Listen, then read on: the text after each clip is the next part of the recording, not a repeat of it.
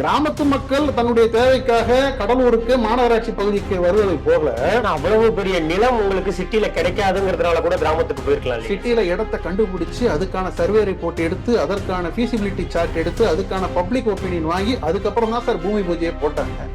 இந்த bus stand இப்ப இருக்கிற எக்ஸிஸ்டிங் பஸ் ஸ்டாண்டு நாங்க விரிவுபடுத்துறோம். அப்போ பழைய ஏற்கனவே நாங்க செலக்ட் பண்ண இடத்த திமுக என்ன பண்ணிட்டாங்கன்னு கேட்டீங்கன்னா அந்த இடத்துல நாங்க ஒரு பூங்கா அமைக்க போறோம். 2026 சட்டமன்ற தேர்தலில் போட்டியிட்ட அனைத்து வேட்பாளர்களும் திமுக சார்பா காங்கிரஸ் போட்டியிட்டாங்க. அதனால அவங்க அதை பத்தி வாயை திறக்கல. அதிமுகவுக்காக போட்டியிட்ட MC சம்பத் அவர்களும் சரி, இப்பொழுது ஆட்சி பொறுப்பில் ஏற்றிருக்கும் தாவேகா சார்பில் போட்டியிட்ட திரு ராஜ்குமார் அவர்களும் சரி, மாநகராட்சி பேருந்து நிலையம் கலெக்டர் ஆபீஸ் பக்கத்துல வரும்னு தான் சொல்லி சொன்னாங்க. இது ஒரு தடவையும் போட்டி போடும் போதெல்லாம், ஏன்னா இப்போ இதே MC சம்பத் அவர்கள் போய் தாவேகாலே இணைஞ்சிட்டார். அவரு எப்போ அவருடைய அந்த அதிமுக இருக்கும் போது அந்த ஆட்சி காலத்தில் முன்னெடுக்கப்பட்ட திட்டங்கள் கைவிடப்பட்டதை பற்றி கவலைப்படாமல் இப்பொழுது தாவேகாவில் போய் சேர்ந்து அவரும் இதற்கு சேர்ந்து ஒத்துழைக்கிறார்.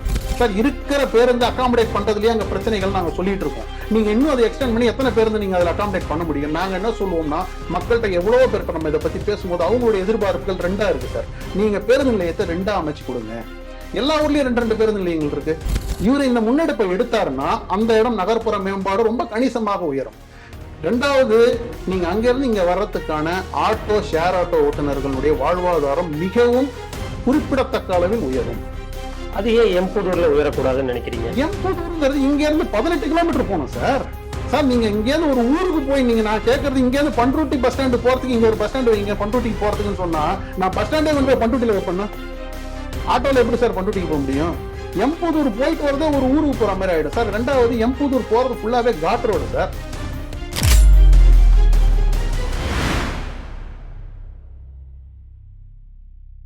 ஸ்ரீ டிவியின் சிறப்பு பார்வை நிகழ்ச்சிக்கு நேயர்களை இனிதே வரவேற்கிறேன்.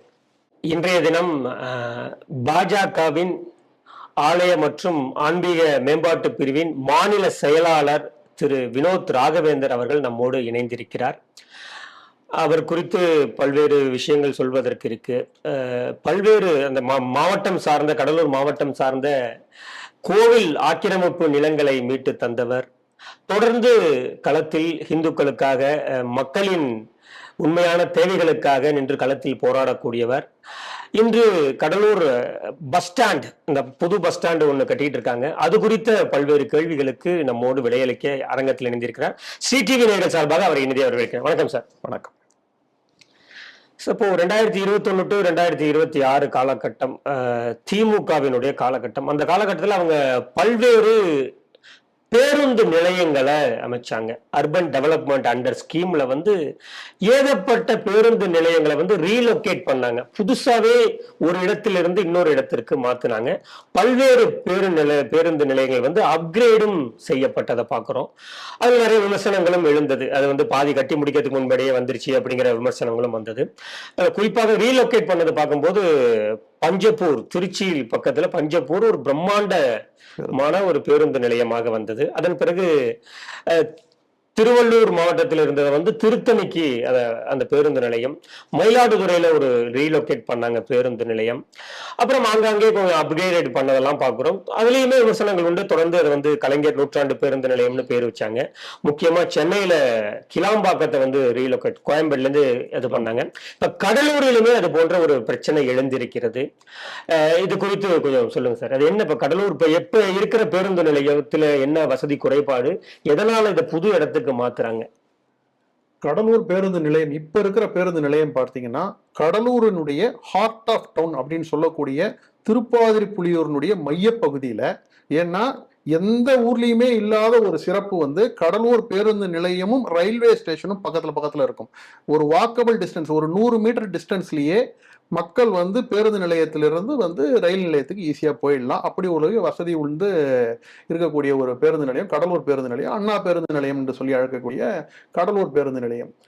நீங்க சொன்ன 21, 26 பீரியட் இல்லாம 21க்கு முன்னாடியே ஏடிஎம்கே கவர்மெண்ட் இருக்கும் போதே எடப்பாடி கே பழனிசாமி அவர்கள் அவங்களுடைய ஆட்சி காலத்துல கடலூர் மாவட்ட ஆட்சித்தலைவர் அலுவலகத்திற்கு அருகாமையில் இருக்கக்கூடிய கரும்பு விவசாய பண்ணையை சார்ந்த ஒரு மாபெரும் இடத்தை தேர்வு செய்து அந்த இடத்துல பேருந்து நிலையத்தை அமைக்கணும் அப்படின்னு சொல்லி பெருவாரியான மக்கள்கிட்டையும் கோரிக்கைகள் மற்றும் அவங்கள்ட்ட இருந்து கருத்துக்கள்லாம் கேட்கப்பட்டு அந்த இடத்தை செலக்ட் பண்ணி அந்த இடத்துல ஒரு பூமி பூஜை கூட ஒன்று போட்டு அந்த இடத்துல அவங்க வந்து பஸ் ஸ்டாண்டை வந்து கன்ஸ்ட்ரக்ட் பண்றதுக்கான ஒர்க்கை வந்து ஸ்டார்ட் பண்றதுக்கான ஆயத்த பணிகளை மேற்கொள்ளும் போது 2021 நீங்க சொன்ன மாதிரி டிஎம்கே கவர்மெண்ட் வந்துடுச்சு.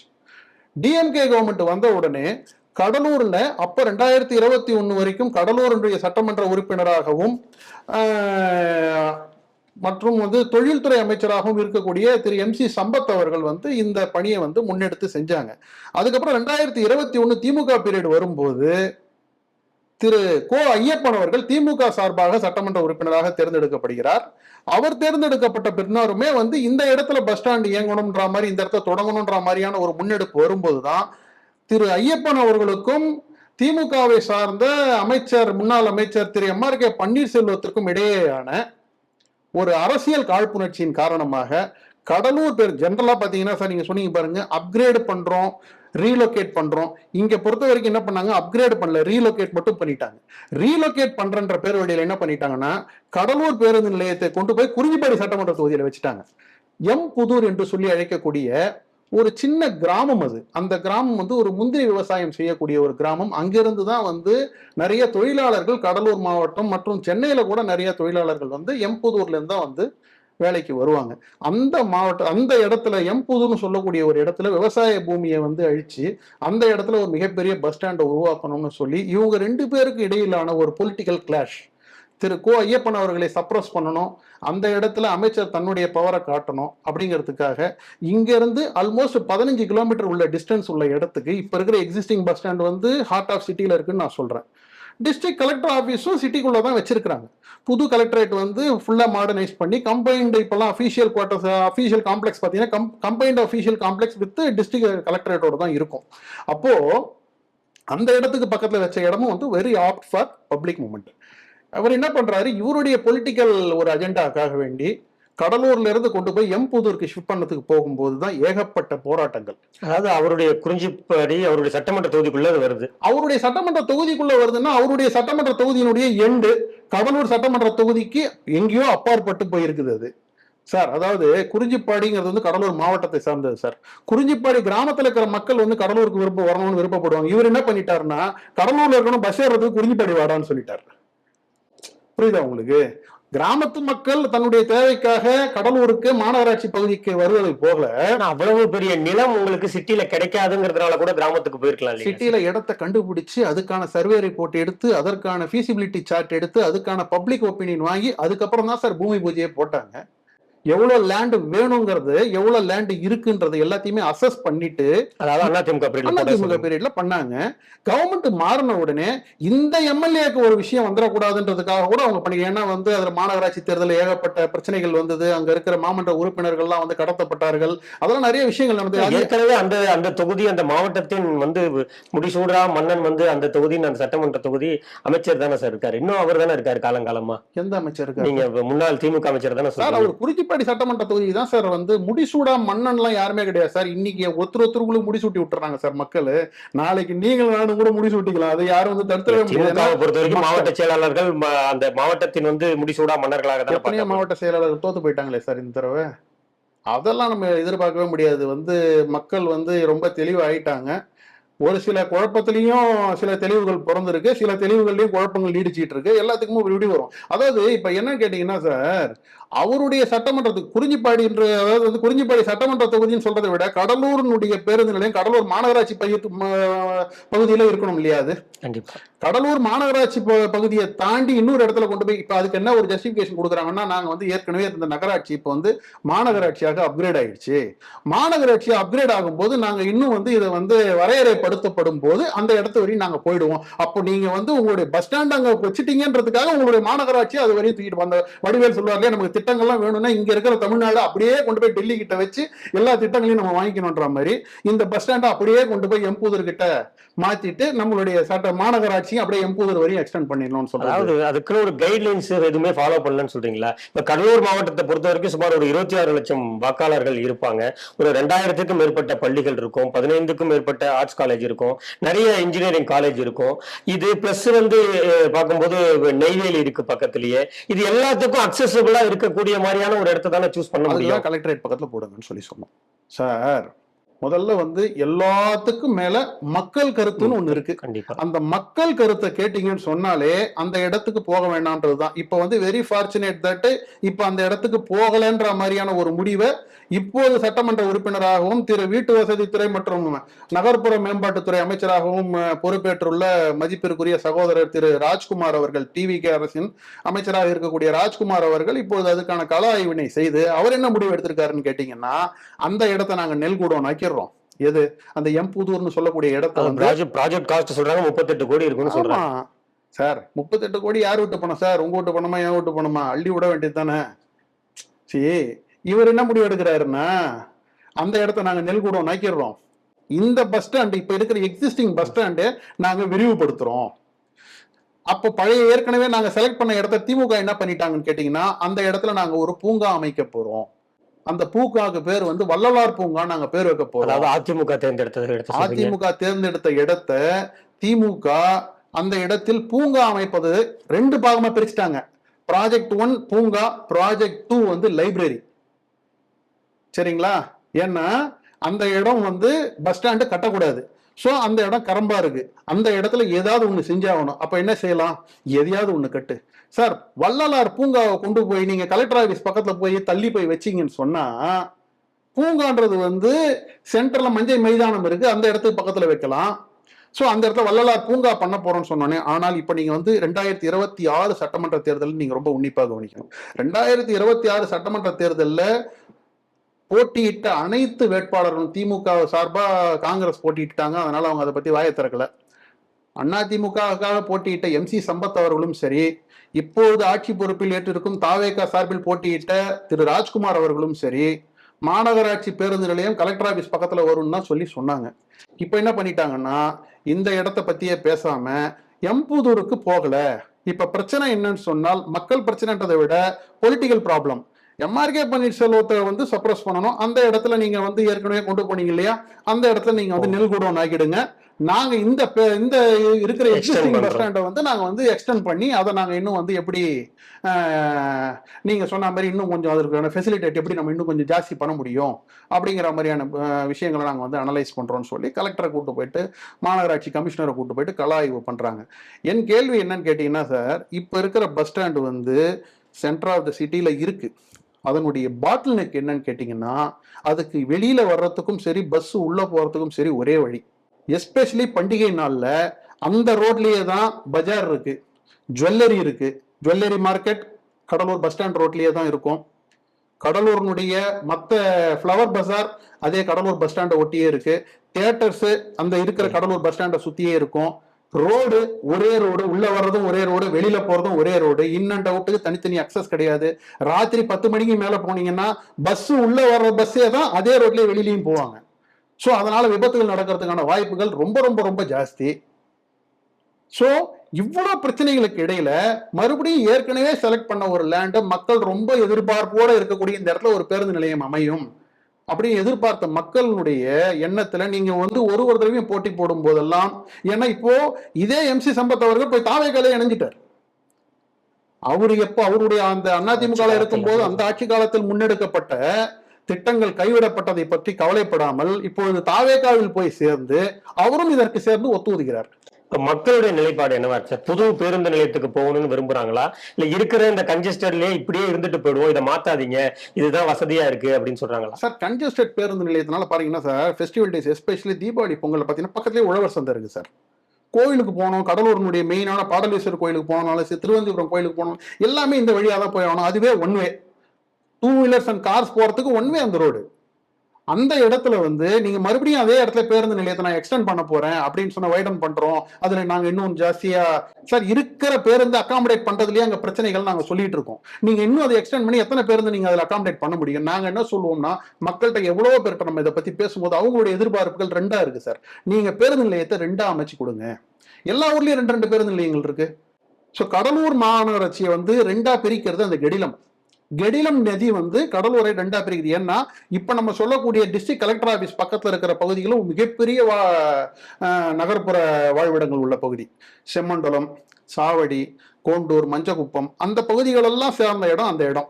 ஸோ மக்கள் என்ன சொல்றாங்க, தெற்கு நோக்கி செல்லும் பேருந்துகள், அதாவது சிதம்பரம், சீர்காழி, மாயவரம், கும்பகோணம் மற்றும் நெய்வேலி, விருத்தாச்சலம், திருச்சி இந்த வழியாக செல்லக்கூடிய பேருந்துகளுக்காக இப்ப இருக்கக்கூடிய பேருந்து நிலையத்தை நம்ம மெயின்டைன் பண்ணிக்க முடியும்.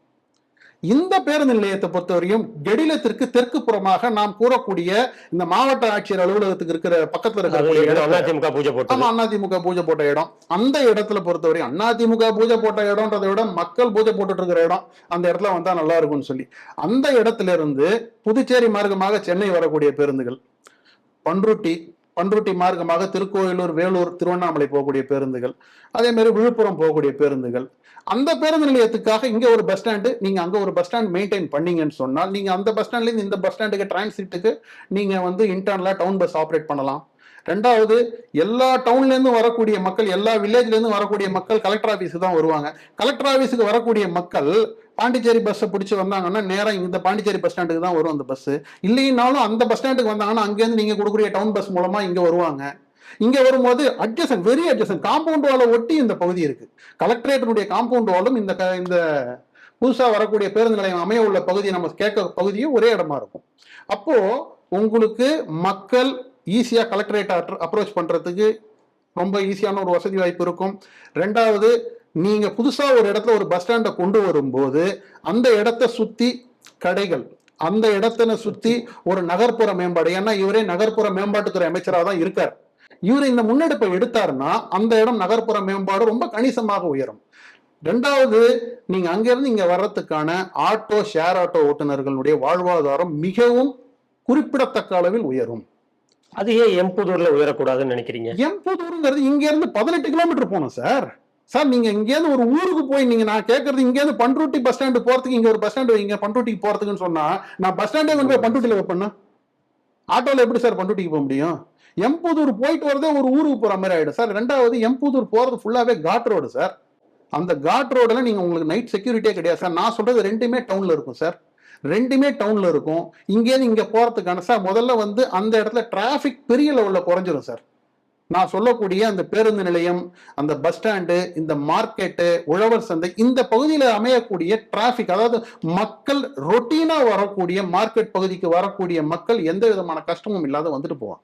போக்குவரத்து நெரிசல் முற்றிலுமாக தவிர்க்கப்படும் அப்படிங்கிறீங்க. 100%. அதாவது மக்கள் முக்கியமாக வைக்கக்கூடிய குற்றச்சாட்டாகவும் இருக்கிறது பாதுகாப்பு சுத்தமா அங்க இருக்காது அப்படின்னு கவலைப்படுறாங்க, அச்சப்படுறாங்க. எம்புதூர் போயிட்டா சார், எம்புதூர் டிராப்டு சார். எம்புதூரை பொறுத்தவரையும் இவங்க நெல் குடோனா தான் போட போறாங்க. கடவுள் புண்ணியத்துல அது நடந்துட்டா ரொம்ப சந்தோஷம். நம்ம கேட்கறது பஸ் ஸ்டாண்டு இதை நீங்க வைடன் பண்ணீங்க, எக்ஸ்டெண்ட் பண்ணீங்கன்னு சொன்னால் நீங்க மேற்கொண்டு பஸ்ஸை இதுல நீங்க எப்படி அகாமடேட் பண்ணுவீங்க? இதுல நீங்க உங்களால அகாமடேட்டே பண்ண முடியாது. எல்லாத்தையும் விட நீங்க இந்த இடத்துக்கு கொண்டு வரும்போது உங்களுடைய கடலூரினுடைய நகர்ப்புற மேம்பாடு மிகவும் பாராட்டத்தக்க கூடிய அளவில் உயரும். இந்த அறிவுரை இப்படி ரெண்டா பிரிச்சா சொல்றீங்க? ஆமா, ரெண்டாவது பிரிக்கும் போது சார், அதான் சார் உங்களுக்கு ஏரியா, அதான் பஸ் ஸ்டாண்ட் ரெண்டா ஆப்ரேட் ஆகும்போது இப்ப நீங்க கிளாம்பாக்கம் பஸ் ஸ்டாண்ட் பக்கத்துல போய் பாருங்க சார். ஏற்கனவே கிளாம்பாக்கம் பஸ் ஸ்டாண்டுக்கு முன்னாடி, அது வர்றதுக்கு முன்னாடி அந்த இடம் எப்படி இருந்தது, இப்ப பஸ் ஸ்டாண்ட் அங்க ஆப்ரேட் பண்ணதுல இருந்து இப்ப அந்த இடம் எப்படி அப்கிரேட் ஆயிருக்கு சார். நீங்க பஸ் ஸ்டாண்ட் அப்கிரேடேஷனை பத்தி சொல்லிட்டு இருக்கீங்க. நான் சொல்றது வந்து ஏரியா அப்கிரேடேஷனை பத்தி பேசிட்டு இருக்கேன். ஏரியா அப்கிரேட் ஆகும், அதுக்கான மேற்கொண்டு கட்டமைப்புகள் இன்னும் நல்லா உயர்த்தப்படும், மக்களுடைய வாழ்வாதாரம் மேம்படும், இன்னும் கொஞ்சம் அங்க வியாபாரிகள், அதற்கான வியாபாரங்கள், அந்த மாதிரியான விஷயங்கள்லாம் அங்க இன்னும் ஜாஸ்தி வரும். ரெண்டாவது, Pondicherry bus stand, Cuddalore Chennai bus stand இங்க வரும்போது பாண்டிச்சேரிக்கான அக்சஸ் ரூட் ரொம்ப கிட்டக்க இது, ரொம்ப ஈஸியா அந்த இடத்துல இருந்து வந்து நீங்க ரூட் எடுத்துட முடியும். டைமிங் நிறைய சேவ் ஆகும். முதல்ல எஸ்பெஷலி இந்த பஸ் ஆப்ரேட்டர்ஸ், அந்த டிரைவர்ஸ் அண்ட் கண்டக்டர்ஸுக்கும் ரொம்ப ஈஸியா இருக்கும். இந்த நெரிசல் முற்றுமாக தவிர்க்கப்பட்டா ரொம்ப ஈஸியா. ஆமா சார், அப்ப ஏதாவது ஒண்ணுன்னா நீங்க யாராவது ஒருத்தர் அக்யூஸ் பண்ணிடுறீங்கல்ல, அந்த இடத்துல யாராவது ஒருத்தர் ஒரு பப்ளிக் தவிர தெரியாத வந்து விழுந்துட்டா கூட அந்த இடத்துல நீங்க யாரை அக்யூஸ் பண்ணுவீங்க? டிரைவரிங் கண்டக்டரிங் தானே அக்யூஸ் பண்ணுவீங்க. அவங்க கொஞ்சம் ஹர்டல் ஃப்ரீயா போவாங்கல்ல. சோ இது குறித்து மக்கள் இப்ப ஏதாவது போராட்டத்தை முன்னெடுக்கணும்னு இருக்காங்களா, இல்ல கோரிக்கைகள் மூலமாவே மக்கள் வந்து போராடி போராடி போராடி போராடி ஓஞ்சி போயிட்டாங்க சார். எத்தனை போராட்டம் தான் பண்ணுவாங்க சார், அவங்க வாழ்க்கையே இப்ப போராட்டமா இருக்கு. இல்ல அவங்க உங்களை மாதிரி தலைவர்கள்ட்ட அந்த போராட்டத்தை விட்டுட்டாங்க, நீங்க பாத்துப்பீங்க அப்படின்னு. அதுக்கான ஒரு ஃபர்ஸ்ட் ஒரு பிச்சிங் தான் நம்ம இங்க வந்து நம்ம பேசுறோம், இதை பத்தி நம்ம சொல்றோம். இன்னும் நிறைய மீடியாஸ்ல நம்ம சொல்லிட்டு இருக்கோம், நம்மளுடைய சோசியல் பேஜஸ்ல போடுறோம் சார். இது வந்து கரெக்டா போய் ரீச் ஆக வேண்டியவங்களுக்கு இது ரீச் ஆகணும் சார். மேபி அவங்கள பொறுத்த வரைக்கும் பஸ் ஸ்டாண்டை நம்ம அங்க தவிர்த்துட்டோன்றதுல மட்டுமே ரொம்ப கன்சர்ன்டா இருக்காங்களே ஒழிஞ்சு, ஏன் இந்த இடத்துல இன்னொரு பஸ் ஸ்டாண்ட் அமைக்கணும்ன்றதுக்கான சரியான இன்புட் அவங்களுக்கு யாரும் கொடுக்கலன்னா சார் நான் சொல்லுவேன். மாவட்ட ஆட்சியர் ஆகட்டும், போக்குவரத்து துறை உயர் அதிகாரிகளாகட்டும், போக்குவரத்து துறை அமைச்சராகட்டும், நீங்க சொன்ன மாதிரி சிஎம்டிஏ அமைச்சராகட்டும், இவர்கள் பார்வைக்கு இந்த காணொளி சென்றால் நிச்சயமாக ஒரு தீர்வு கிடைக்கும் என நம்புவோம். வேற ஏதாவது நீங்க சொல்லணும்னு ஆசைப்படுறீங்களா சார்? ஒன்றும் இல்லை சார், இப்போ கடலூரினுடைய அமைச்சராக இருக்கக்கூடிய அருமை சகோதரர் திரு ராஜ்குமார் அவர்கள் மண்ணின் மைந்தர். நான் சொல்ற அத்தனை விஷயம் அவருக்கும் தெரியும். மேபி அவருக்கு இந்த விஷயத்த, ஏன்னா அவருக்கு வந்து இந்த விஷயத்த ஸ்பெசிபிக்கா யாரும் கொண்டு போய் சேர்க்காம இருந்திருக்கலாம். அரசியலுக்கு அப்பாற்பட்டு, அரசியல் காழ்ப்புணர்ச்சிகளுக்கு அப்பாற்பட்டு மக்கள் தேவையை மனதில் கொண்டு இந்த ஒரு விஷயத்தை அவங்க செஞ்சாங்கன்னு சொன்னால், அவர் சொன்ன சட்டமன்ற தொகுதி தேர்தலின் போது அவர் சொன்ன வாக்குறுதியும் நிறைவேற்றப்படும், மக்கள் கனவும் பலிக்கும். இதுதான் சார். நிச்சயமாக இந்த காணொளி அதிகாரிகளுக்கு, அதாவது மாவட்ட ஆட்சியர் ஆகட்டும், போக்குவரத்து துறை அமைச்சர், போக்குவரத்து துறை உயர் அதிகாரிகள், அந்த துறை சார்ந்த மண்ணிர் மைந்தர் அவருடைய பார்வைக்கு போகும். நிச்சயம் இதுக்கு ஒரு விடிவு காலம் கிடைக்கும் என நம்புவோம். மீண்டும் ஒரு நிகழ்ச்சியில் சந்திப்போம். நன்றி நேயர்களே.